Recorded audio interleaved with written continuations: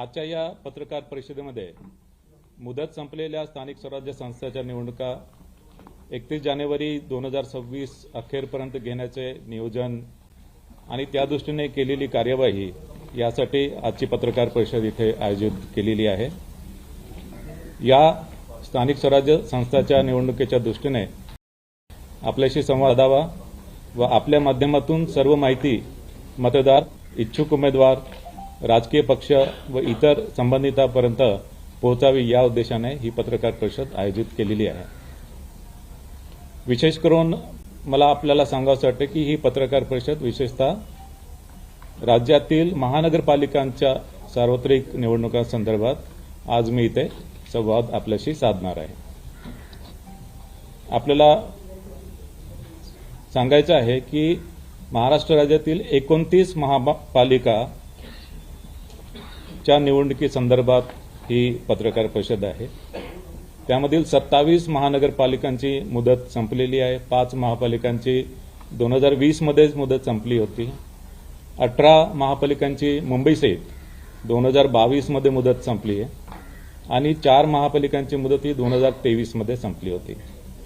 जालना आणि इचलकरंजी या 2 नवनिर्मित महापालिका आहेत आणि त्यांच्या संदर्भात पण आज मी माहिती सांगणार आहे।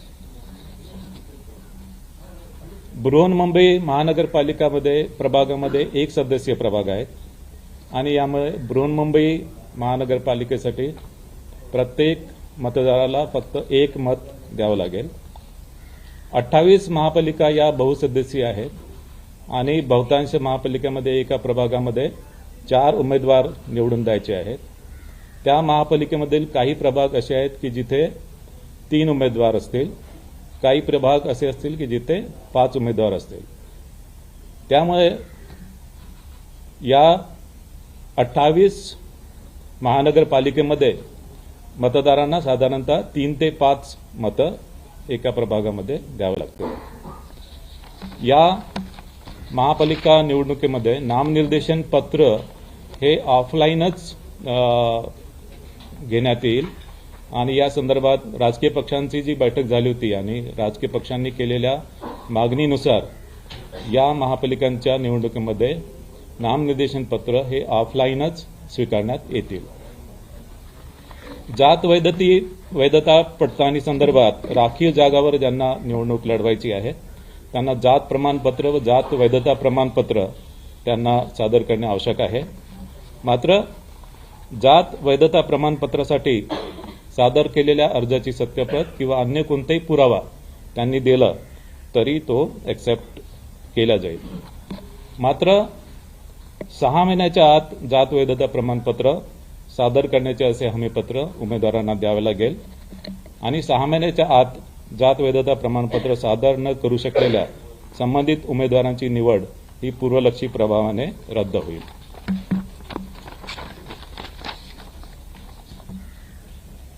या निवडणुकीमध्ये एकूण मतदार हे 3,48,78,017 असणार आहे।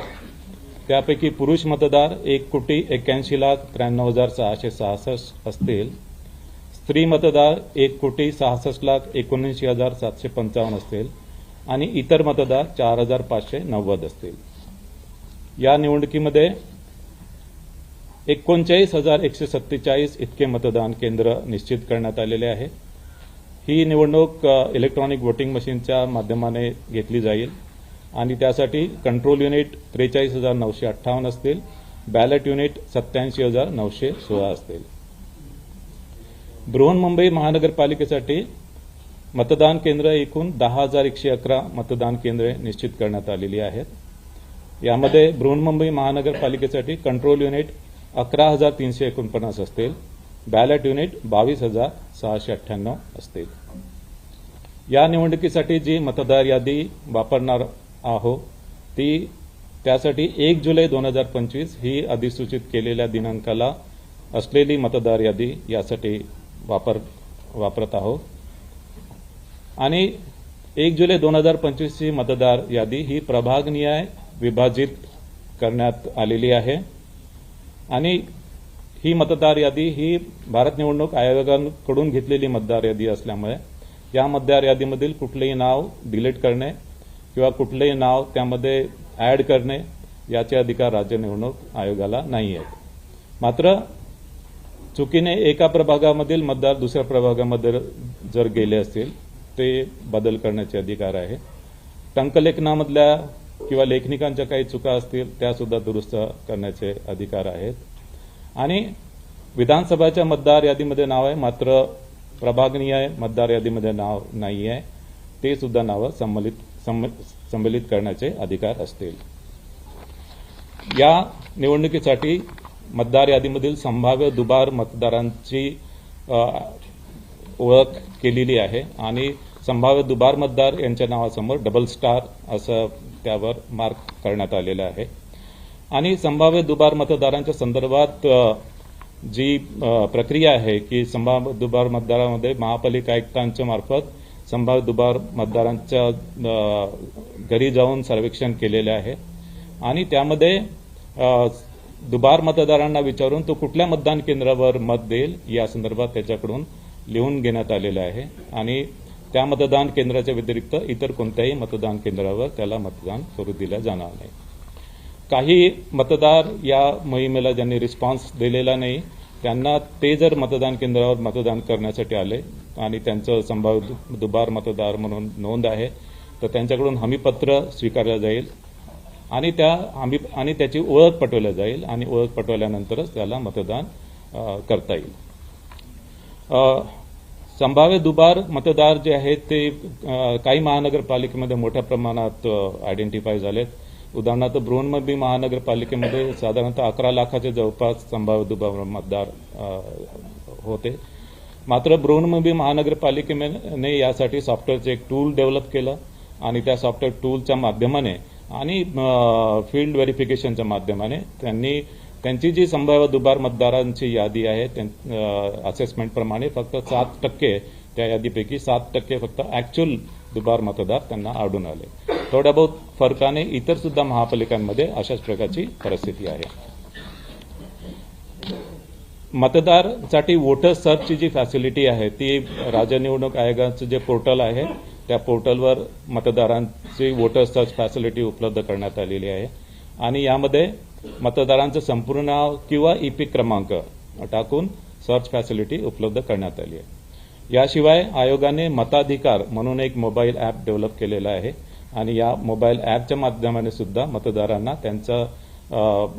त्यांचं नाव त्यांचं प्रभाग कुठल्या प्रभागामध्ये आहे आणि मतदान केंद्र कोणते आहे हे त्यांना या मताधिकार मोबाईल ॲपच्या माध्यमाने उपलब्ध होणार आहे।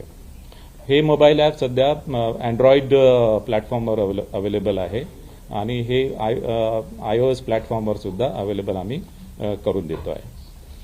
मतदार जनजागृतीसाठी वेगवेगळे क्रिएटिव्ह रील्स आणि गीत आयोगाच्या माध्यमाने तयार केलेले त्याचा वापर करणार आहोत आणि याशिवाय महापालिका आयुक्तांना 32 विविध प्रकारच्या ज्या मीडिया ऍक्टिव्हिटीज आहेत त्याच्या माध्यमाने सुद्धा मतदार जनजागृती करण्यासाठी त्यांना आपण निर्देश दिलेले आहे।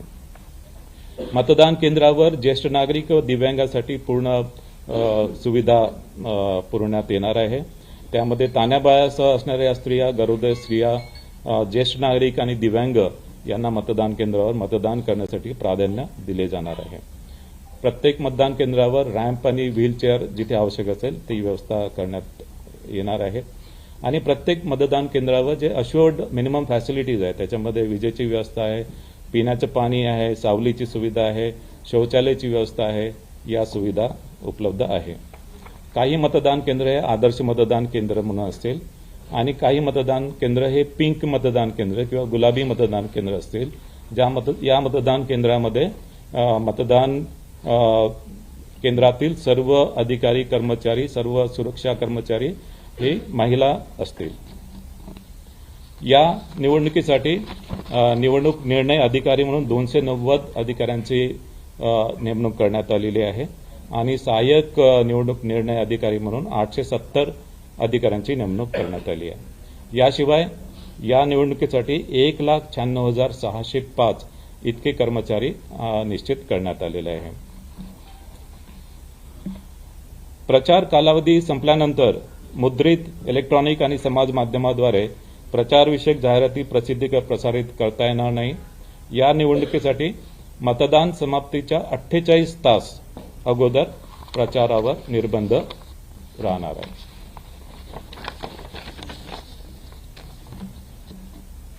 महापालिकास्तरीय माध्यम प्रमाणन व संनियंत्रण समिती स्थापन करण्यात आलेली आहे आणि विविध प्रसार माध्यमातील वृत्तांकनाच्या बाबतीत पाहणीसाठी संनियंत्रण व देखरेख या समितीमार्फत करण्यात येईल. राज्यस्तरीय माध्यम प्रमाणन व संनियंत्रण समिती सुद्धा स्थापन करण्यात आलेली आहे. याशिवाय राजकीय पक्षांशी वेळोवेळी संवाद साधण्यात आलेला आहे. राजकीय पक्षांसोबत बैठका घेऊन त्यांच्या सुद्धा सूचना विचारात घेण्यात आलेल्या आहे. स्टार कॅम्पेनरची संख्या ही 20 वरून 40 करण्यात आलेली आहे. आता मी थोडक्यात आकडेवारी सांगतो. एकूण महानगरपालिका ज्यांची निवडणूक होणार आहे त्या 29 आहेत. एकूण जागा म्हणजे एकूण जागा ज्यासाठी निवडणूक होणार आहे ते 2869 जागांसाठी निवडणूक होणार आहे. त्यामध्ये महिला 1442, अनुसूचित जाती 341, अनुसूचित जमाती 77 आणि नागरिकांचा मागास प्रवर्ग 759. एकूण महानगरपालिका 29, एकूण जागा 2869, महिला 1442, अनुसूचित जाती 341, अनुसूचित जमाती 77, नागरिकांचा मागास प्रवर्ग 759. या निवडणुकीमध्ये ज्या निवडणुकीच्या खर्चावर जी मर्यादा आहे, बृहन्मुंबईसह अ वर्ग महानगरपालिकेसाठी 15 लाख, ब वर्ग महानगरपालिकेसाठी 13 लाख, क वर्ग महानगरपालिकेसाठी 11 लाख आणि ड वर्ग महानगरपालिकेसाठी 9 लाख. आजपासून संबंधित सर्व 29 महानगरपालिका क्षेत्रात आचारसंहिता लागू करण्यात आली आहे आणि जरी आचारसंहिता या 29 महानगरपालिका क्षेत्रापुरती जरी असेल तरी या महानगरपालिका क्षेत्राबाहेर जर एखादी घटना किंवा एखादा कार्यक्रम किंवा एखादी घोषणा अशा प्रकारे करण्यात आली की जी महानगरपालिकेच्या मतदारांवर प्रभाव करणारी आहे तर त्यावर सुद्धा आचारसंहिता लागू होणार आहे. मात्र ही आचारसंहिता नैसर्गिक आपत्तीच्या उपाययोजना आणि ज्या वेगवेगळ्या प्रकारच्या ज्या डिझास्टर्स येतात त्यासाठी मदतीसाठी ही आचारसंहिता यामध्ये आडकाठी असणार नाही. आता मी निवडणुकीचा कार्यक्रम आपल्याला सांगतो आहे आणि हा निवडणुकीचा कार्यक्रम बृहन्मुंबई महानगरपालिका आणि तसेच इतर महानगरपालिका या दोघांसाठी हा कार्यक्रम मी सांगतो आहे. नामनिर्देशन पत्र स्वीकारणे याचा कालावधी आहे 23 डिसेंबर ते 30 डिसेंबर 2025. 23 डिसेंबर ते 30 डिसेंबर 2025. नामनिर्देशन पत्र स्वीकारण्याचा कालावधी 23 डिसेंबर ते 30 डिसेंबर 2025. नामनिर्देशन पत्राची छाननी होणार आहे 31 डिसेंबर 2025. नामनिर्देशन पत्राची छाननी 31 डिसेंबर 2025. उमेदवारी माघारीची मुदत असणार आहे 2 जानेवारी 2026. उमेदवारी माघारीची मुदत 2 जानेवारी 2026. निवडणूक चिन्ह वाटप व अंतिम उमेदवारांची यादी. निवडणूक चिन्ह वाटप व अंतिम उमेदवारांची यादी 3 जानेवारी 2026. निवडणूक चिन्ह व अंतिम उमेदवारांची यादी 3 जानेवारी 2026. मतदानाचा दिनांक 15 जानेवारी 2026. मतदानाचा दिनांक 15 जानेवारी 2026. मतमोजणीचा दिनांक 16 जानेवारी 2026. मतमोजणीचा दिनांक 16 जानेवारी 2026. आता मी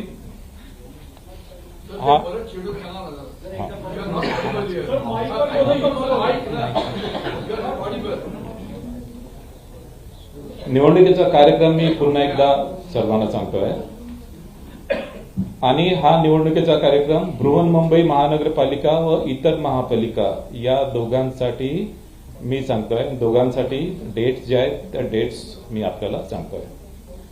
नामनिर्देशन पत्र स्वीकारणे. नामनिर्देशन पत्र स्वीकारणे 23 डिसेंबर ते 30 डिसेंबर 2025. नामनिर्देशन पत्र स्वीकारणे 23 डिसेंबर ते 30 डिसेंबर 2025. नामनिर्देशन पत्राची छाननी. नामनिर्देशन पत्राची छाननी 31 डिसेंबर 2025. उमेदवारी माघारीची मुदत. उमेदवारी माघारीची मुदत 2 जानेवारी 2026. उमेदवारी माघारीची मुदत 2 जानेवारी 2026. निवडणूक चिन्ह वाटप व अंतिम उमेदवारांची यादी. निवडणूक चिन्ह वाटप व अंतिम उमेदवारांची यादी 3 जानेवारी 2026. निवडणूक चिन्ह वाटप व अंतिम उमेदवारांची यादी 3 जानेवारी 2026. मतदानाचा दिनांक. मतदानाचा दिनांक 15 जानेवारी 2026. मतदानाचा दिनांक 15 जानेवारी 2026. मतमोजणीचा दिनांक. मतमोजणीचा दिनांक 16 जानेवारी 2026. मतमोजणीचा दिनांक 16 जानेवारी 2026. आता हीच माहिती मी निवडणुकीच्या कार्यक्रमाची माहिती मी हिंदीमध्ये आपल्याला देतो आहे. राज्य की बृहन्मुंबई महानगरपालिका सहित 29 महानगरपालिका का चुनाव कार्यक्रम मैं घोषित कर रहा हूं. नामांकन पत्र जमा करना. नामांकन पत्र जमा करना 23 दिसंबर से 30 दिसंबर 2025. नामांकन पत्र जमा करना 23 दिसंबर से 30 दिसंबर 2025. नामांकन पत्रों की जांच. नामांकन पत्रों की जांच 31 दिसंबर 2025. नामांकन पत्रों की जांच 31 दिसंबर 2025. उम्मीदवारी वापस लेने की अंतिम तारीख. उम्मीदवारी वापस लेने की अंतिम तारीख 2 जनवरी 2026. उम्मीदवारी वापस लेने की अंतिम तारीख 2 जनवरी 2026. चुनाव चिन्ह वितरित करना. चुनाव चिन्ह वितरित करना और उम्मीदवारों की अंतिम सूची. चुनाव चिन्ह वितरित करना और उम्मीदवारों की अंतिम सूची 3 जनवरी 2026. चुनाव चिन्ह वितरित करना और उम्मीदवारों की अंतिम सूची 3 जनवरी 2026. चुनाव की तारीख. चुनाव की तारीख 15 जनवरी 2026. चुनाव की तारीख 15 जनवरी 2026. मतगणना. मतगणना 16 January 2026.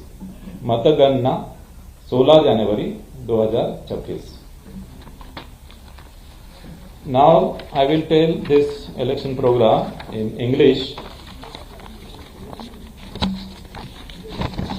I am declaring the election schedule of 29 municipal corporation in Maharashtra.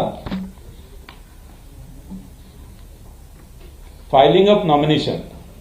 Filing of nomination 23rd December to 30th December 2025. Filing of nomination 23rd December to 30th December 2025. Scrutiny of nomination. Scrutiny of nomination 31st December 2025. Scrutiny of nomination 31st December 2025. Withdrawal of candidature. Withdrawal of candidature 2nd January 2026. Withdrawal of candidature 2nd January 2026. Allotment of election symbol. Allotment of election symbol and final list of contesting candidate. Allotment of election symbol and final list of contesting candidate 3rd January 2026. allotment of election symbol and final list of contesting candidate 3rd January 2026. Date of poll 15th January 2026. Date of poll 15th January 2026. Counting of votes 16th January 2026. Counting of votes 16th January 2026. So this is the election schedule. तर अशा प्रकारे हा निवडणूक कार्यक्रम घोषित करण्यात आलेला आहे आणि यानंतर आपण प्रश्नोत्तराला सुरुवात करू. अंतिम मतदाराचा अंतिम दिवस होता प्रसिद्ध करण्याचा, परंतु अद्याप निवडणूक आयोगाच्या वेबसाईटवर अंतिम यादी प्रसिद्ध नाहीये किंवा ज्या प्रिंट आउट राजकीय पक्षांनी दिल्या जाणार होत्या त्या कुठल्याही प्रिंट आउट अद्याप दिला जात नाहीये. मुंबई महापालिकेचे बालमावर सांगतायत, तुम्ही सांगितलं आहे की मतदार याद्यांच्या प्रिंट आउट आता लगेच देऊ नका, पहिल्या काही मतदार याद्यांच्या प्रिंट आउट मध्ये काही भूल असल्याचं दिसून येते. हे नसताना अचानकपणे तुम्ही एवढी काही गडबड करतायत असं फक्त बृहन्मुंबई महानगरपालिकेच्या संदर्भात मतदार यादींच्या याच्यामध्ये टेक्निकल इश्यू होता, तो टेक्निकल इश्यू सॉर्ट आउट झालेला आहे आणि आता कुठल्याही प्रकारचा टेक्निकल इश्यू त्याच्यामध्ये राहिलेला नाही आणि मतदार यादींबाबत कुठल्याही प्रकारचा घोळ नाही आहे आणि जो थोडा एक इश्यू आलेला होता तो आम्ही सॉर्ट आउट केलेला आहे.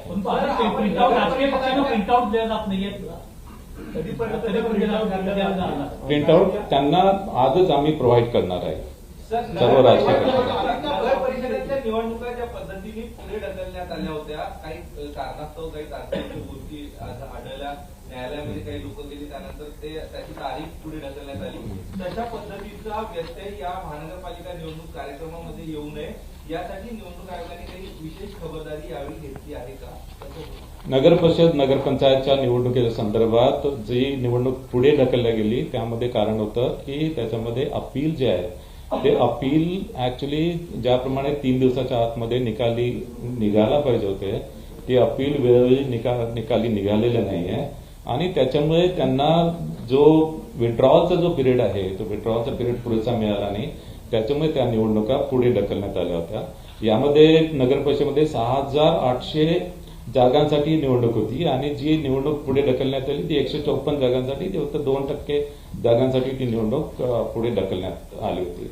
महानगरपालिकेच्या संदर्भात कुठल्याही प्रकारचा कायदेशीर विषय किंवा कुठल्याही प्रकारचा याच्यामध्ये अॅनोमली होणार नाही याची पूर्ण आम्ही दक्षता घेतली आहे आणि पूर्ण दक्षता घेऊनच हा कार्यक्रम आम्ही जाहीर केलेला आहे.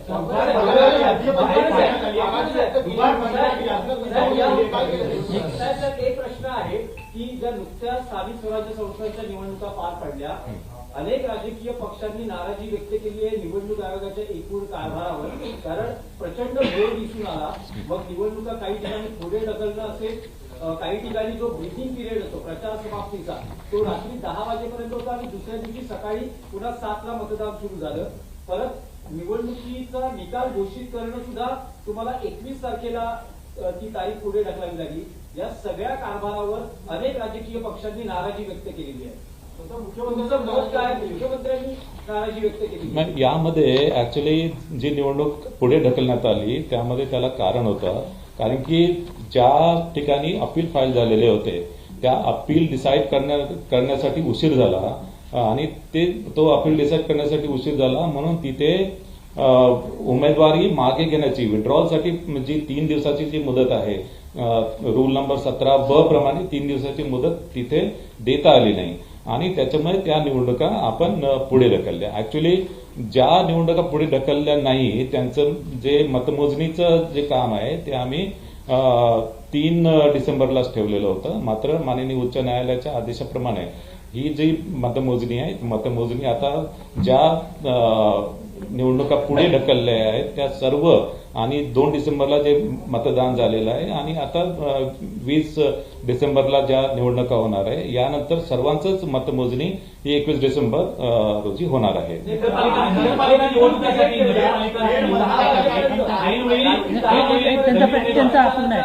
रात्री 10 वाजेपर्यंत आदल्या दिवशी रात्री 10 वाजेपर्यंत प्रचाराचा तुम्ही कालावधी ठेवला आणि सकाळी 7ला मतदान, जो ब्रीदिंग पिरियड होता त्यावरही आक्षेप नाही. ब्रीदिंग पिरियड जो आहे त्याच्यामध्ये कारण की या ज्या आम्ही निवडणुका घेतो या जे संबंधित जे कायदे आहेत, संबंधित अधिनियम आणि कायदे नियम आहेत त्याप्रमाणे होतो. आता नगर परिषदच्या कायद्यामध्ये अशी तरतूद आहे की ऍक्च्युअली प्रचार जो आहे, प्रचार आदल्या दिवशीपर्यंत तो करता येतो. म्हणजे मतदानाच्या दिवशी प्रचार करता येत नाही, पण आदल्या दिवशीपर्यंत प्रचार करता येतो. त्याच्यामुळे आदल्या दिवशी 10 वाजेपर्यंत त्या संदर्भात आपण आदेश काढलेले होते. मात्र आता महानगरपालिकेच्या निवडणुकीमध्ये जे महानगरपालिका अधिनियम आहे किंवा बृहन्मुंबई महानगरपालिका अधिनियम आहे, त्याच्यामध्ये मतदान समाप्तीच्या 48 तास अगोदर हा प्रचार संपला पाहिजे. 48 तास अगोदर. त्याप्रमाणे प्रत्येक कायद्यामध्ये वेगवेगळी तरतूद आहे आणि त्यामुळे ती प्रोव्हिजन वेगवेगळ्या स्थानिक स्वराज्य संस्थांच्या निवडणुकीसाठी वेगवेगळी लागू होते. निवडणुका तुम्ही जाहीर केल्या. आज के दिन में 29 कॉर्पोरेशन का फाइनल वोटिंग लिस्ट पब्लिश होने वाला था. अगर इसके बाद भी डुप्लीकेट वोटर्स या एक वोट से दूसरे वोट में वोटर्स पाए जाते हैं तो वो प्रोसेस होगा क्या, वो करेक्शन होता रहेगा? नहीं, देखो इसमें आज एक्चुअली फाइनल वोटर लिस्ट भी हो गई, तो भी मतदान केंद्र की जो लिस्ट है, मतदान केंद्र की लिस्ट है, ये 20 दिसंबर को ये मतदान केंद्र की लिस्ट उसमें फाइनल होंगी. और उसके बाद में यानी मतदान केंद्र वाइज जो वोटर लिस्ट है वो 27 दिसंबर को होंगी. 27 उसकी डेट 27 दिसंबर है. तो ये जो दुबार मतदार एक्चुअली उसमें अगर दुबार मतदार नहीं है तो उसका जो डबल स्टार जो है, तो डबल स्टार निकालने की जो प्रक्रिया हम 27 दिसंबर तक कर सकते हैं. 27 दिसंबर और 27 दिसंबर के बाद भी अगर दुबार मतदार अगर कुछ हमें दिखाई दिए कि जो दुबार नहीं है, तो जो प्रिसाइडिंग ऑफिसर के पास जो इलेक्ट्रोल रोल जाएगा, उसको mark copy of electoral roll है, उसमें हम उसमें रिकॉर्ड करेंगे. अचानक नोटिफिकेशन काढण्याचे जे आहेत ती नगरपालिका निवडणुकामध्ये पाहायला मिळाली. खास करून डमी उमेदवाराच्या संदर्भात एकच सूचक असताना आणि तुम्ही कॉलम एकचाच दिलेला असताना अचानक तुम्ही शेवटच्या दिवशी ज्या दिवशी छाननी आहे त्या दिवशी सांगता की तुम्ही 5 सूचक पाहिजे. ते अचानक जे नोटिफिकेशन हे आहे ती यावेळी खंडित होणार आहे का? आणि अचानक नोटिफिकेशन काढणे या संदर्भात राजकीय पक्षांसोबत बैठक झाली आणि जे काही आम्ही क्लॅरिफिकेशन दिलेले होते, क्लॅरिफिकेशन ऍक्च्युअली राजकीय पक्षांनी किंवा उमेदवारांनी ज्याप्रमाणे आमच्याकडे रिप्रेझेंटेशन केलेलं होतं त्या रिप्रेझेंटेशन अनुसार आम्ही आमचं जे इन्फरन्स आहे त्या इन्फरन्स प्रमाणे आम्ही मार्गदर्शन केलं होतं. या निवडणुकांमध्ये विशेषतः डमी उमेदवारांच्या बाबतीत किंवा आपण ज्याला पर्यायी उमेदवार, राजकीय पक्षांशी 2 दिवसाआधीच बैठक झालेली आहे. त्यांना जी रूल्स आहे ते रूल्स आम्ही समजून सांगितले आहे. त्याच्यामध्ये त्यांचं समाधान झालेलं आहे आणि त्यामध्ये कुठल्याही प्रकारचा बदल किंवा कुठल्याही प्रकारचं आम्ही या संदर्भात डेव्हिएशन करणार नाही.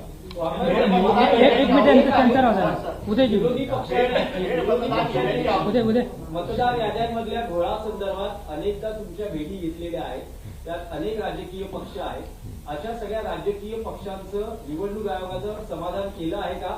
आणि आज पत्रकार परिषदेतून तुम्ही आश्वस्त करू शकता का या राजकीय पक्षांना की हे सगळे मतदार याद्यांमधले घोळ मिटवण्यात आलेले आहेत? राजकीय पक्षांची बैठक मी निवडणूक घोषित करण्यापूर्वी केली. त्यासाठीच मी राजकीय पक्षांचा विश्वास संपादन करूनच ही निवडणूक घोषित केलेली आहे. त्यांना दुबार मतदारांबाबत माहिती दिली. त्यांना वोटर सर्च बाबत अनेक शंका कुशंका होत्या, त्या सुद्धा त्यांना पोर्टलवर त्यांना पूर्ण दाखवण्यात आला. वोटर सर्च फॅसिलिटी त्यांना दाखवण्यात आली. मताधिकार ऍप त्यांना दाखवण्यात आलेला आहे. आणि त्यानंतर बृहन्मुंबई महानगरपालिकेने जे दुबार मतदारांची जी टूल्स डेव्हलप केलं आहे ते टूल सुद्धा त्यांना दाखवलं. त्या टूल्स बद्दल पण ते पूर्ण समाधानी झालेले आहे आणि हे टूल इतर सुद्धा महानगरपालिकांमधून वापरा अशा प्रकारचं रिकमेंडेशन त्यांनी केलेलं आहे. आणि इतर महानगरपालिका जसं पिंपरी चिंचवड महानगरपालिकेने त्यांच्याकडे टूल डेव्हलप केलेला आहे आणि या टूलच्या माध्यमाने दुबार मतदार जे आहेत, टोटल दुबार मतदार ऍक्च्युअल जे दुबार आहेत ते फक्त 5% ते 20%च आढळून आले. जास्तीत जास्त 20%, कमीत कमी 5%. बृहन्मुंबई महानगरपालिकेच्या बाबतीत ते फक्त 7% आढळून आले आहे.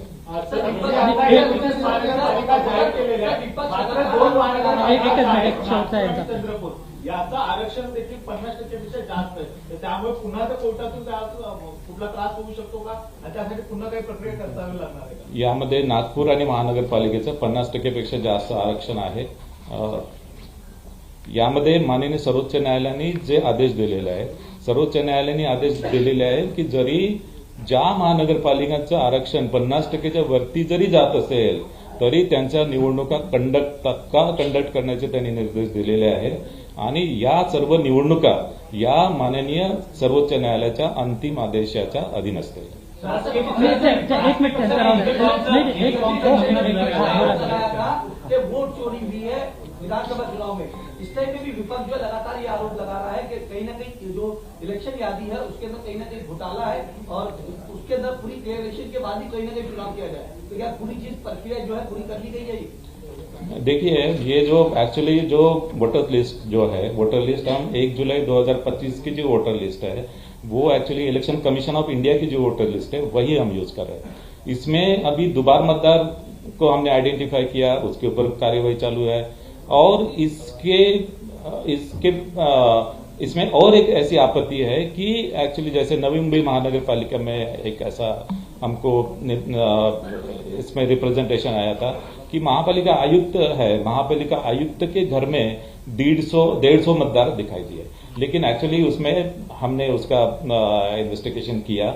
उसमें ऐसा है कि वहां पे जो सेक्शन एड्रेस है वो सेक्शन एड्रेस एक्चुअली वो एक्चुअल वोटर का एड्रेस नहीं होता है। सेक्शन एड्रेस एक लैंडमार्क टाइप का होता है, उसमें 2-3 लैंडमार्क ऐसे उसमें मेंशन होता है और वो एक्चुअली सेक्शन एड्रेस के अगेंस्ट में वो 150 मतदार उसमें निकले थे। यानी ऐसा नहीं कि हर मतदार का जो एड्रेस है वो महानगर पालिका आयुक्त का निवास स्थान, ऐसे नहीं था।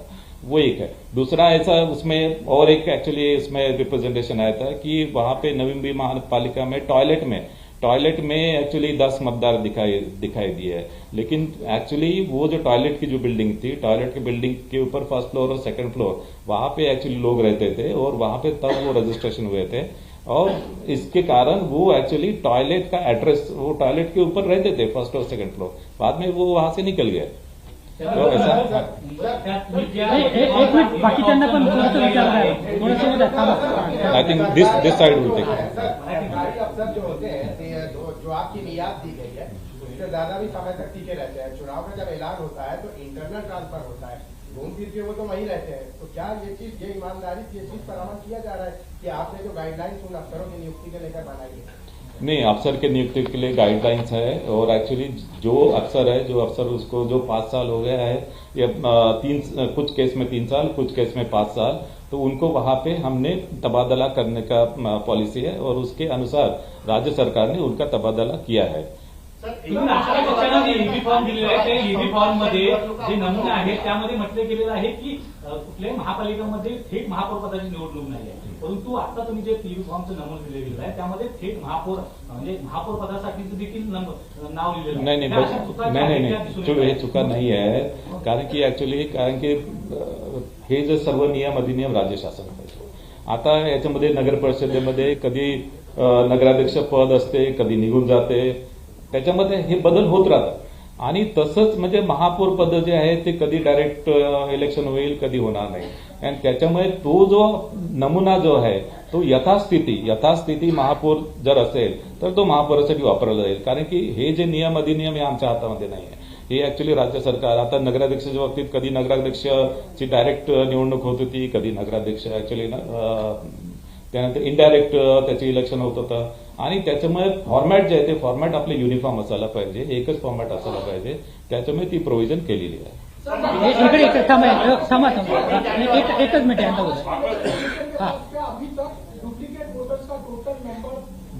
मैंने आपको बताया डुप्लीकेट वोटर्स जो है, डुप्लीकेट नहीं, दुबार वोटर्स जो है, यानी संभाव्य दुबार ऑन एंड अराउंड 15 लाख है, ऑन एंड अराउंड 15 लाख। उसमें से ये 15 लाख ऑल ओवर महाराष्ट्र की फिगर बताओ, उसमें से मुंबई का जो है, मुंबई का 11.5 लाख अकेला मुंबई का है और उसमें 11.5 लाख में मुंबई ने जो एक्सरसाइज किया है उसमें वो एक्सरसाइज में उनको ऐसा दिखाई दिया है कि एक्चुअल दुबार जो है वो सिर्फ 70,000 to 80,000 है। 31 जानेवारीपर्यंत स्थानिक स्वराज्य संस्थांच्या निवडणुका पूर्ण होतील का सर्वोच्च न्यायालयाने दिलेल्या निर्णयानुसार? आणि दुसरं, यामध्ये फेरमतदान जर करायची गरज पडली तर त्याची तारीख स्पेसिफिक असेल का?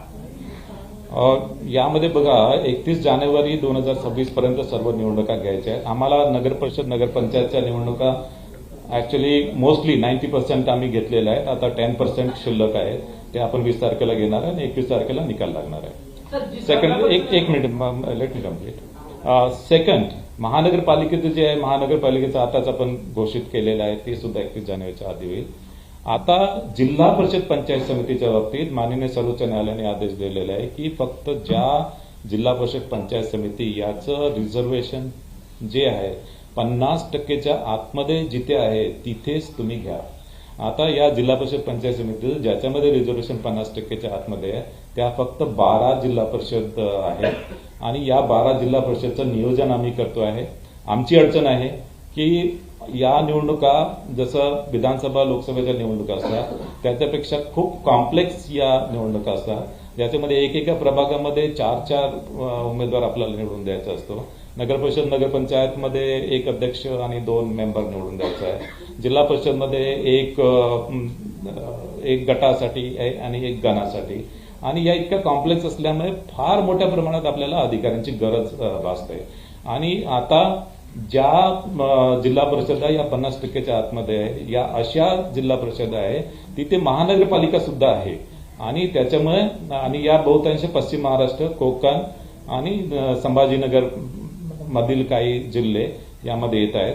आणि त्याच्यामध्ये त्या जिल्ह्यामध्ये महानगरपालिका सुद्धा असल्यामुळे आम्हाला अधिकाऱ्यांची जी कमतरता आहे, अधिकाऱ्यांची कमतरता भासते. त्याचं नियोजन आम्ही करतोय. एकदा अधिकारी आम्ही 1-2 दिवसामध्ये पुन्हा बसणार आहे विभागीय आयुक्तांसोबत बैठक घेऊन, आणि अधिकारी उपलब्ध झाल्याबरोबर आम्ही त्या सुद्धा निवडणुका, आम्ही या 12 जिल्हा परिषद निवडणुका सुद्धा आम्ही घोषित करू. आणि 31 जानेवारीपर्यंत आम्हाला करावंच लागेल कुठल्या परिस्थितीत. निवडणूक घ्यायची गरज पडली तर तारखेची तिथे आता जी घोषित केली त्यामध्ये यामध्ये काय असतं की फेर निवडणूक जर एखाद्या पोलिंग स्टेशनमध्ये समजा काही इश्यू आला आणि तिथे त्या पोलिंग स्टेशन मधला जर पुन्हा निवडणूक जर घ्यायची असेल तर आपण ऍक्च्युअली मतमोजणी जी आहे ते मतमोजणी आपली सुरू असते आणि मात्र आपण दुसऱ्या दिवशी त्या ठिकाणी त्या पोलिंग स्टेशनवरचं आपण पोलिंग घेतो. सर, ये सभी 29 कॉर्पोरेशन अभी भी लिस्ट फाइनल कर रही है, तो ऐसे में आपको लगता नहीं कि इलेक्शन आज ही अनाउंस कर देना है जल्दबाजी? नहीं, एक्चुअली ये जो अंतिम मतदार यादी है सभी 29 महानगर पालिका की फाइनल हो गई है और उसके बाद में भी 27 तारीख तक, 27 दिसंबर तक ये पोलिंग स्टेशन वाइज एक्चुअली यादी जो है वो पोलिंग स्टेशन वाइज यादी ये फाइनल हो जाएगी. नगरपालिका निवडणुकांमध्ये पैशाचा भरमसाठ वापर झाल्याचं पाहायला मिळालं. त्याच्या प्रकारचे व्हिडिओ देखील समोर आलेले आहेत. अनेक ठिकाणी कारवाई केल्याचे केवळ दिखावा झाला, परंतु महापालिका निवडणुकांमध्ये यामध्ये प्रचंड अशा प्रकारचा पैशाचा वापर जो आहे तो अधिक होऊ शकतो. त्या संदर्भात अधिक काळजी घेणं गरजेचं वाटतं का आणि तशा प्रकारचं नियोजन निवडणूक आयोगाकडून केलं जाते का? कारण या सर्वाधिक जास्त नगरपालिका निवडणुकांमध्ये सर्वाधिक जास्त आरोप केले गेले की पैशाचा वाटप झालेला आहे मतदारांना. नगरपरिषद नगरपंचायतीमध्ये साधारणतः ऍक्च्युली ज्या आपण काळजी घेतली होती त्याप्रमाणेच महानगरपालिकेच्या इलेक्शनमध्ये पण आपल्याकडे flying squad, static surveillance team आणि आपला या पैशांच्या वाटपांसंदर्भात आपण सर्व बँक आहेत किंवा मग ज्या पतसंस्था आहे यावर पूर्ण आपलं नियंत्रण आणि मॉनिटरिंग याच्यामध्ये आहे. आणि या संदर्भात नगरपरिषद नगरपंचायती संदर्भात ऍक्च्युली अराउंड 2.5 कोटी यामध्ये हस्तगत जप्त सुद्धा करण्यात आले होते आणि त्या संदर्भात संबंधितांविरुद्ध कार्यवाही सुद्धा करण्यात आली आहे. इन्कम टॅक्स डिपार्टमेंट कडे केस देण्यात आली, काही ठिकाणी गुन्हे सुद्धा दाखल करण्यात आले. आणि यावर आणि विशेष करून एअरपोर्ट आणि बस स्टेशन आणि रेल्वे स्टेशन यावर सुद्धा आपलं त्याच्यामध्ये पथक राहणार आहे. एक मिनिट इकडचे एक minute while taking these actions against तुम्ही म्हणतात तसं मनीच्या युजसाठी, but the political party guys have been claiming against each other the use of money was so blatant. काही ठिकाणी 5,000 पर वोट, 10,000 वोट, 15,000 वोट हे सगळं तिथे विजिबल आहे. तुमच्या मशिनरीला काही दिसणार नाही. What is the identification? ह्या संदर्भात तुम्ही काय मेजर्स घेतले आहेत का? हे जे तुम्ही सांगताय ते सगळे नुसते टोटल आहेत की 2.5 कोटीचं फक्त हे झालं, पण this is the money being circulated. ते कॅन्डिडेट सांगतायत स्वतः. तर त्या संदर्भात is there any kind of नाही. आता नगरपरिषद नगरपंचायतीच्या बाबतीत आचारसंहिता भंगाच्या एकूण 29 तक्रारी आपल्याकडे आलेल्या होत्या. त्यापैकी 11 तक्रारी निकाली निघालेल्या आहे. 18 तक्रारी संदर्भात चौकशी सुरू आहे. आणि विशेष करून मी तुम्हाला सांगितलं की जी ऍक्च्युली पैसे जे आहेत पैसे संदर्भात 3,04,74,110 ही रक्कम जप्त करण्यात आली. त्यामध्ये इन्व्हेस्टिगेशन सुद्धा झालं आहे आणि मद्य वाटपाच्या संदर्भात 1,46,144 लिटर मद्य आणि अंमली पदार्थ हे जप्त केले आहे आणि याशिवाय 4 तलवारी, 2 गुप्ती व 2 चाकू देखील जप्त केलेले आहे. अशाच प्रकारची उपाययोजना आपण महानगरपालिकेच्या आपण निवडणुकीमध्ये करणार आहोत. Election Commission is in hurry to conduct the election, and Shivsena UBT sent me a letter today, and they are mentioning that such action raised doubts about the credibility of the election process. What will be your answer on that? No, actually, basically, we have assessed everything. We have assessed the manpower requirement. We have assessed the electoral roll. And actually, we have also identified Dubar voters, and the exercise of Dubar voters has also been undertaken. And as far as the electronic voting machine, that also we have assessed. So, a sufficient number of electronic voting machine is available. Error-free electoral roll is there, and we have to conduct these elections under any circumstances before 31st January, as per Honorable Supreme Court mandate. So, actually, basically. All the preparations for the elections are there, and when we were ready for the election, then only we have declared the elections. The app and the voting sites that you mentioned, the website and the channels will be regularized, or what are the steps that have been taken to release these anomalies? See, actually, as far as the Dubar voters are concerned, the number one, like actually, whichever voters which have marked as Dubar and the double star has been marked, so these voters are contacted by the municipal commissioner and their officers and staff, and actually option has been taken from the voter in which polling station he will vote, and accordingly it is marked in the electoral roll, and in other polling station where his name is appearing, so there also it is marked that he will vote at a particular polling station. So he will be allowed voting in a particular polling station, not other polling station. As far as the other, let me complete her question. So as far as the other voters are concerned who have not responded, so there in that case, if those voters come for voting at the polling station, then Hami Patra will be taken from those voters, and on the basis of that Hami Patra and on the basis of preliminary enquiry by the presiding officer, he will be allowed to vote. So will you be taking action against hate speech? Everyone's talking about Muslim mayor. So once this thing starts, the process starts, will you be taking strong action against him? Yeah, definitely. Actually, there has been committee formed. So, which actually during my briefing I had told you about the committee, and that committee is actually formed under the chairmanship of municipal commissioner. And also, if it involves more than one municipal corporation, there is also state level committee which is actually headed by my secretary of the State Election Commission. So these committees are empowered to take action against such incidents. Sir 15 जानेवारीला मकर संक्रांतीची सुट्टी आहे, त्यानंतर 15 जानेवारीला परत मतदान आहे. सलग सुट्ट्या लागल्यामुळे या मतदान प्रक्रियेवर मतदानासाठी जास्त लोक येतील असं वाटतं, फरक पडेल असं वाटतं का? कारण शुक्रवारी मोठी पण लोक सुट्ट्या घेऊ शकतात सलग.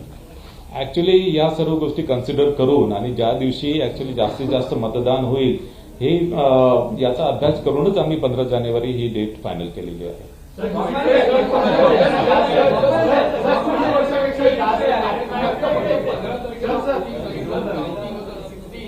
Just for the readers, can you just narrate what's the timing for the counting and what's the timing for the voting? हा एक प्रश्न सर. आणि दुसरा, as you are very much here, the Angar Nagar Parishad election just hogged notoriously the headlines and limelights across. So can you just tell us what's the reality, how it has been handled by the State Election Commission, the local officers, and if to avoid such kind of, this notorious experience, what are the other steps being taken by ACC? See, actually, the time for the poll will be 7:30 from 7:30 in the morning till 5:30 in the evening. So, time for the poll will be 7:30 in the morning till 5:30 in the evening. And at 5:30 in the evening, so actually whatever voters, those are in the queues, those also will be basically taken for the voting. So the procedure is that you go to the last voter standing in the queue and start distributing the cheats, and those voters will be allowed to vote. That's one thing. Second thing, as far as the Angar Nagar Panchayat is concerned, So there were actually complaints about filing of nomination. So there was actually allegations that pressure has been put on that candidate, and that candidate is getting prevented from filing of nomination. So we actually take swift action. So we discussed with the collector and SP, and collector SP provided a lot of security to the candidate, and she was able to file the nomination. So now, but during the scrutiny of the nomination, her nomination was rejected, and actually the scrutiny of nomination is basically a quasi-judicial process, and that only can be challenged in the civil court. So accordingly, the case went to the civil court, and civil court dismissed the case. Yeah. एक आहे की या स्थानिक स्वराज्य संस्थांच्या निवडणुकांमध्ये सिंधुदुर्गामध्ये बरेचसे आरोप झाले राजकीय पक्षांकडून की पैसे वाटप खूप मोठ्या प्रमाणावर झालं. या सगळ्या प्रचाराच्या काळात शिवसेना आमदार निलेश राणे यांनी एक स्टिंग ऑपरेशन केल्याचा त्यांचा दावा आहे. भाजप पदाधिकाऱ्यांच्या घरी साधारण 25 लाखांची कॅश त्यांनी या काही व्हिडिओ किंवा त्या माध्यमातून दाखवून दिली. त्यांनी निवडणूक आयोगाकडे या बाबतीतली तक्रार केली, पण त्यांचं असं म्हणणं आहे किंवा त्यांचे असे आरोप आहेत की संबंधित व्यक्तीवर कुठलीही कारवाई झाली नाही, पण निलेश राणे यांच्यावर मात्र स्थानिक पोलिसांनी ट्रेसपासिंग आणि अनेक गुन्हे दाखल केले. त्यांना असं सांगण्यात आलं की निवडणूक आयोगाला स्थानिक निवडणूक अधिकाऱ्यांनी अहवाल दिलेला आहे. तर या सगळ्या प्रकरणामध्ये निवडणूक आयोगाने काही कारवाई केली आहे का, याच्यामधली सत्यता पडताळून पाहिली आहे का, या बाबतीत आता आपण काय सांगा? नाही, यामध्ये आता ही जी रक्कम आहे ही एक रक्कम ऍक्च्युअली बेडरूम मध्ये होती, बेडरूम मध्ये जप्त करण्यात आली. आणि बेडरूम मध्ये जे कारण की हे मतदारांना वाटप करताना असं ऍक्च्युअली त्याच्यामध्ये निदर्शन आलं नाही मतदारांना ऍक्च्युअली, आणि मतदारांना वाटप करताना निदर्शनात आलं तर तो डेफिनेटली गुन्हा ठरला असता. मात्र ही बेडरूम मध्ये दिसून आल्यामुळे त्याच्यामुळे ही केस जी आहे ती एक केस तिथले जे कलेक्टर आहेत, कलेक्टर सिंधुदुर्ग यांनी इन्कम टॅक्स डिपार्टमेंटकडे दिलेली आहे, आणि इन्कम टॅक्स डिपार्टमेंट मार्फत याचं इन्व्हेस्टिगेशन सुरू आहे. सर जैसे वोटर के स्टैंड पे जो है उनका फोकस डाला जाता है, फिर भी जो वोटर्स है वो अपना वोट नहीं डाल पाता. जिस तरीके से पहले चैलेंजिंग वोट हुआ करते थे, लेकिन जो अधिकारी है वो उनको ये कहते हैं कि आपका वोट डल चुका है, आप वोट नहीं डाल सकते. तो उन वोटर्स के लिए क्या होगा जिनका ऑलरेडी कोई बोकस वोट डाल के चला जाता है? नहीं, ये जो होता है ना, जो एक्चुअली वोटर जो है उसका, वो वोटर्स अगर वोट करने के लिए आता है और वहां पे उसको दिखाई दिया कि उसके नाम से और कोई वोट करके चला गया, तो उसमें एक्चुअली उसको जो वोट है उसको टेंडर वोट बोलते हैं. उसको एक्चुअली वो बैलेट पेपर पे उसको वोट करने दिया जाता है, और वो जो पेपर है बैलेट पेपर वो अलग लिफाफे में रखते हैं. सर बहुत सारे अधिकारी जो है वो पहले कहते हैं कि आपका वोट डल चुका है, आप वोट नहीं डाल सकते. नहीं, टेंडर वोट वो कर सकता है, he can actually vote, but his vote will be turned as a tender vote. I know that there has been always a stipulation from any kind of an EC officer or from your side that the strong rooms cannot be poached or strong rooms cannot be tampered. But a lot of political parties and those who are individually contesting the elections are making such kind of noise about, somebody is entering there. कालची एक interesting आहे की कोणीतरी उंदराने म्हणे ते तोडली वगैरे. The report is that. Maybe truth or not, we don't know. So, can you just tell us what are the arrangements being made basically to keep this entirely secure and have a total safety around this entire strong room? So we have taken sufficient measures for the security of the strong room. Number one, the CCTV cameras. So CCTV cameras have been installed, and since actually the electronic voting machine has to keep for a very long time, so the polling was on 2nd, and then actually counting is on 21st. So actually we ensured that these CCTV cameras have got sufficient memory space, and wherever the memory space was not sufficiently available, there we have directed the returning officer to install additional new cameras there, so that sufficient memory space is available. And in some of the places, candidates have also put up their CCTV cameras. The candidates have also been allowed to put up their lock on the strong room, and actually they have been allocated spaces so where they can actually see the actual proceedings of the see the door of the strong room, and fumigation has also been done. So I have also basically read about, like in one strong room, basically there was some gap in the door because of the rat, but then it was found that it was because of rat. There was no manual intervention in that.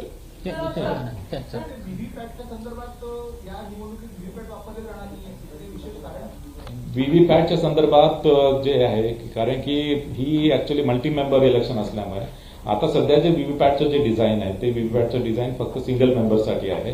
आपल्या निवडणुकामध्ये एका वॉर्डमध्ये 4 लोकांना निवडून द्यायचं आहे आणि त्याच्यामुळे 4 मेंबरसाठी VVPAT अजूनही device झालेली नाही आहे.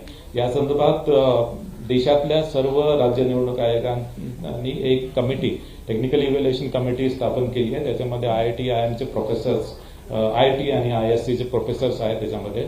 आणि त्यांनी आमच्यासाठी म्हणजे राज्य निवडणूक आयोगासाठी इलेक्ट्रॉनिक वोटिंग मशीन त्यांनी डिझाईन केलं.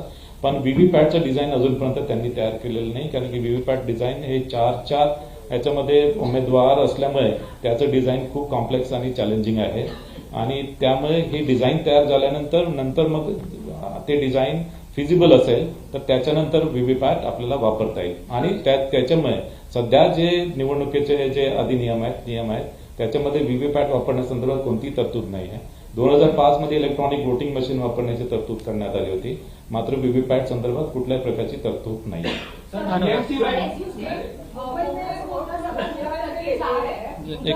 एक मिनट. अगर वोटर्स को तो वोट करके जा रहे हैं तो टेंडर वोटिंग प्रोसेस में जो एक्चुअल कैंडिडेट है वो वोट कर सकता है, बट उसने तो वोट कर दिया है. अभी हाउ वुड यू नो कि वो कौन सा वोट है जो आपको डिस्कार्ड करना है, क्योंकि बहुत सारी ऐसी सीट्स होती है जहाँ पर 1-2 वोट से कैंडिडेट जीत जाता है. तो ऐसी सीट्स पे अगर ऐसी चीजें हो सकती है हुई सपोज, तो री इलेक्शन दिया जा सकता है क्या सर? नहीं, देखो actually basically normally the margin will not be that much, like only 1 or 2 voters, but normally the margin, let us say,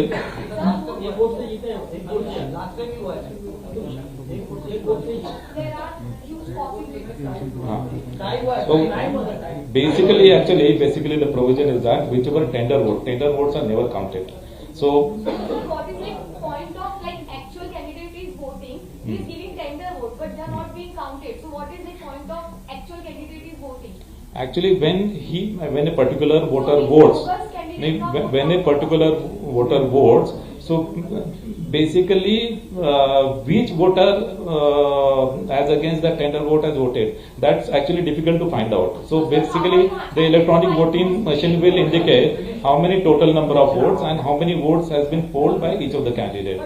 That only information will be available. So but this, how are you finding this bogus voters? So basically bogus voter never vote. see, there is a provision for the bogus voter. So when the voter comes, then suppose if the polling agents are there, so polling agent also are safeguards. So if the polling agent finds that this voter is not the real voter, is the bogus voter, then they can raise the objection. And if they raise the objection, the presiding officer is empowered to do the summary inquiry. And if in the summary inquiry, if it is found that the voter is bogus voter, then actually, and the case of impersonation is proved, then he is handed over to the police. There are others also. But the majority of एक minute. voters are not even identified now. Only like when real candidate appears, then you come to know this is bogus voter and vote has already been like counted. So what is the procedure? So procedure I already told you. Sir, एक minute madam. हाँ madam. और उन्होंने voting card बनाया है और उनका राज्य बोलेगा कि दूसरे राज्य का भी है ऑलरेडी वोटिंग कार्ड, तो डबल वोटिंग कैसे करती है मुंबई में, उनको अलाउड है क्या? नहीं, देखिए मुंबई में जो है ना, बाकी के स्टेट के जो मतदार है यहाँ पे अगर शिफ्ट हो गए तो उनका जो एक्चुअली नाम है ये मतदार यादी में आता है, लेकिन वो शिफ्ट अगर उसने समझो गुजरात का है तो गुजरात का अगर मतदार यहाँ पे शिफ्ट हो गया तो उसका जो यहाँ के मतदार यादी में उसका नाम इंक्लूड होता है and he is allowed to vote there. Anurag एक मिनट. आज की तारीख में जैसे 213 वार्ड नंबर 213 में लोगों का घर है और उसका वोट देने जाना है 216 में, अभी तक की प्रक्रिया पूरी नहीं हुई है कि उसको उसी वार्ड में वोट देने का अधिकार नहीं. इसमें एक्चुअली ये जो है ना प्रभाग जो गलत प्रभाग में आ गए उनको एक्चुअली सही प्रभाग में डालने के लिए हमने महापालिका आयुक्तों को पूरे पावर दिए है और महापालिका आयुक्त ने उसमें ऐसे जो वोटर्स जो गलत प्रभाग में आ रहे हैं उनको करेक्ट प्रभाग में उन्होंने डाला है. अनुराग एक मिनट अनुराग. एक सदस्यीय निवडणूक आहे, एकच प्रभाग आहे, तर त्याच्यासाठी दिव्यांग आणि अतिज्येष्ठांना गृहमतदान असेल का? आणि हाऊसिंग सोसायटीमध्ये पण मतदान मुंबईसाठी काही वेगळं नाही. याच्यामध्ये दिव्यांग मतदारांसाठी जी जसं ज्याप्रमाणे इलेक्शन कमिशन ऑफ इंडियाने जी तरतूद केलेली आहे की दिव्यांग मतदार असते किंवा 80+ जे मतदार आहेत त्यांना घरी जाऊन वोटिंगची सुविधा आहे आणि त्यासाठी इलेक्शन कमिशन ऑफ इंडियाचे रिप्रेझेंटेशन ऑफ पीपल्स ऍक्टमध्ये आणि त्याच्या रूल्समध्ये बदल केलेला आहे. मात्र स्थानिक स्वराज्य संस्थांच्या निवडणुकीमध्ये अशा प्रकारचा बदल केलेला नाही आहे आणि याशिवाय स्थानिक स्वराज्य संस्थांच्या इलेक्शनमध्ये मॅनपॉवरचा पण थोडं कमतरता आहे आणि त्याच्यामुळे घरी त्या मशीन्स नेऊन त्याच्यामध्ये वोटिंग करणं ते शक्य नाही. कारण की आता यामध्ये मुंबईमध्ये तर एकच आहे उमेदवार निवडून द्यायचा आहे, पण बाकी महापालिकेमध्ये 4 उमेदवार निवडून द्यायचे आहे आणि त्याच्यामुळे कंट्रोल युनिट आणि 4 असं बॅलेट युनिट जे आहे ते घरी नेऊन देणं पण शक्य होत नाही. त्याप्रमाणे नियमामध्ये तरतूद नाही आहे. मात्र या 80+ जे मतदार आहेत आणि जे दिव्यांग मतदार आहेत त्यासाठी मतदान केंद्रावर संपूर्ण सुविधा आपण दिलेल्या आहे. मतदान केंद्रावर त्यांना ऍक्च्युअली आपण प्रायोरिटी देणार आहे आणि प्राधान्य देऊन त्यांना मतदान करण्यासाठी संधी आपण देणार आहोत. याशिवाय तिथे व्हीलचेअरची व्यवस्था सुद्धा करणार आहोत आणि रॅम्पची व्यवस्था तर प्रत्येक मतदान केंद्रावर आहेच. गणेश एक शेवटचा गणेश एक मिनिट गणेश गणेश सर, पोलिसांच्या बदल्या बऱ्याचशा रखडलेल्या पाहायला मिळतात कारण की पोलिसांचा महत्वाचा रोल असतो या सगळ्या संदर्भामध्ये आणि पोलिसांच्या बदल्या रखडलेल्या 3 वर्षापेक्षा जास्त कार्यकाळ एकाच ठिकाणी आहे तर त्यांच्या बदल्या करण्यासाठी राज्य सरकारला तुम्ही सांगितलेलं आहे काही पत्र वगैरे व्यवहार केला? ऑलरेडी पत्रव्यवहार आम्ही जुलैमध्ये सर्व पत्रव्यवहार केलेला आहे. याशिवाय उद्या डीजी साहेबांना मी बोलवलं आहे आणि डीजींसोबत सुद्धा मी याचा आढावा घेणार आहे आणि यामध्ये असं काही राहून गेलं असेल तर त्या सुद्धा बदल्या मी ताबडतोब करायला सांगतो. एक मिनट मैडम उनको पूछने क्या बोलिए आप.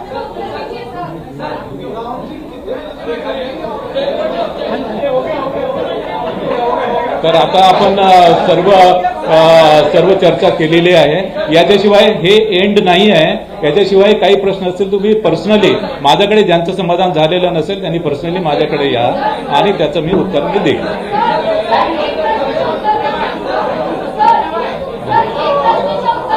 आपल्या सगळ्यांना प्रेस नोट पाठवलेले आहे आणि हार्ड कॉपी पण आहे.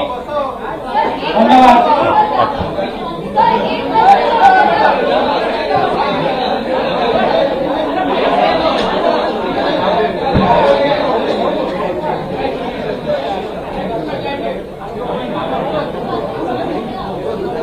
Ah.